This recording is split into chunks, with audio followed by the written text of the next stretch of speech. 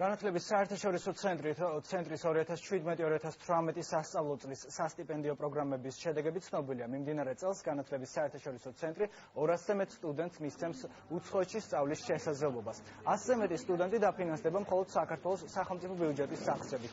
20-მდე სტუდენტი საფრანგეთისა და საქართველოს სახელმწიფო ხელშეკრულების სასტიპენდიო პროგრამით. 12 სტუდენტი ამერიკა-საქართველოს ფულბრაითის პროგრამის დაფინანსებით, ხოლო 80 სტუდენტი უნგრეთის გაცვლის პროგრამაში მიიღებს მონაწილეობას.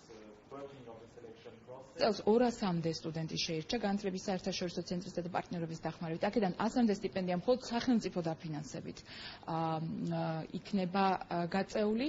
რაც შეეხება სხვა სასტიპენდიო სქემებს, სამაგისტრო, სადოქტორო, სახელოვნებო პროგრამებში, აქ იყვნენ ჩართული როგორც ჩვენი უნგრელი პარტნიორები, ასევე ჩვენი ფრანგი პარტნიორები. ფოკუსი არის იმაზე, რომ სტუდენტები, რომლებიც დაბრუნდებიან იქიდან, მათ გააგრძელონ აკადემიური მოღვაწეობა საქართველოში იმ თვალსაზრისით, რომ გაუზიარონ მათი ცოდნათა გამოცდილება მათ, ასე ვთქვათ, მეგობრებს, კოლეგებს, ახალგაზრდებს უმაღლეს სასწავლებლებში.